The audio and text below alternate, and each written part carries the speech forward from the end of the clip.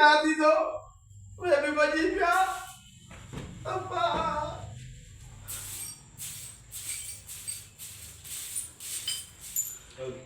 की कयूं छा कयूं काले वयूं अल्लाह खैर करे अच्छा आज किसे हालत थी किसे मजा आया असल में करे तो है वो के पढ़ाई मुझे न होयो ना असार दफा मांगे चैम दे चंद्रा मुझे मते में नवे ज किसे गाल को तू मर्द मावा तो मुझे गाल समझंदे मर्द जी गाल समझंदो औरत के न सही खबर न होती आ मुझा भा छोटे मां तुझी गाल समझा तो पर हे केड़ो जुल्म आसानी भेण सा यार मसलो है या मान सही दी कम कार कया लो मोटी तो जा घर में घट सकूं में साफ खड़ा ना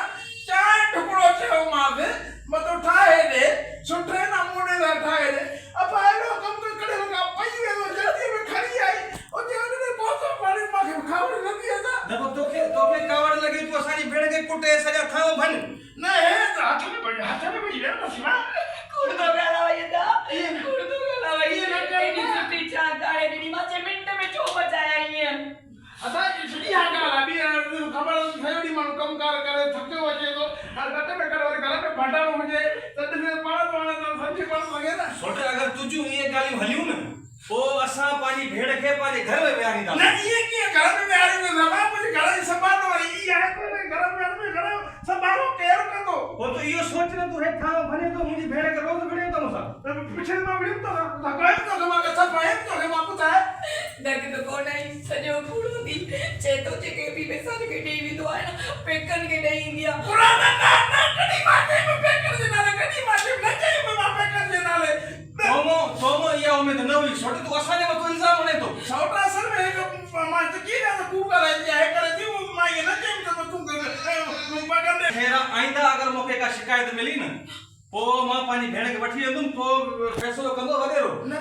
बीर नथी तो दिलचा करे ना गाल तो दिलचा कोंती राय तीन वट हां अदी है तुजो पांजो घर आ तो के राणो पंदो ए मुर्स में जार मुर्स में झेड़ो थीको आ पयो ये थोड़ी सकी का हालत अरे सोट रा साजो ना पांजो मेरे को समझना सुबाने करी ये करे पोका ना कसम कसम है इसरा जो अरे दी ये तो चाहे तो या मरे ना कड़ी मार तू मर तू प्यारी है तो तुझे कसम करा दो सच्ची बात अब तू दिलचा कर दो का आइंदा अगर काशे थी तो कोई या गाल वरी वेंदी वडेरे ते नहीं बड़ी रे की हो गाल थी ये गाल इते खत्म थी मेहरबानी बाबा ठीक है ना चाय पी दे ना बस मां हला तो ठीक है अदी मां हला ठीक है दा आणि तू चाहे तो मां आणि दिस मां तुझे चमड़ा यार बुद्धू हे तरीका हालते भाई तू यहाँ रे पेकन दे पे वो तुम्हारा गाल तो करे दादियो ए शादी मां करी कम तो खबर है जमा ने छुई चाय कि हमारी चाय हुई तू पाना जाओ बरसाने पियर में कर लेना मां तेरा का तू ठीक आहे तू आणि पण कम कर दे मां शीशा करना हां ठीक है मैं बाहर में चाय पिया दो मेरा बेड से कर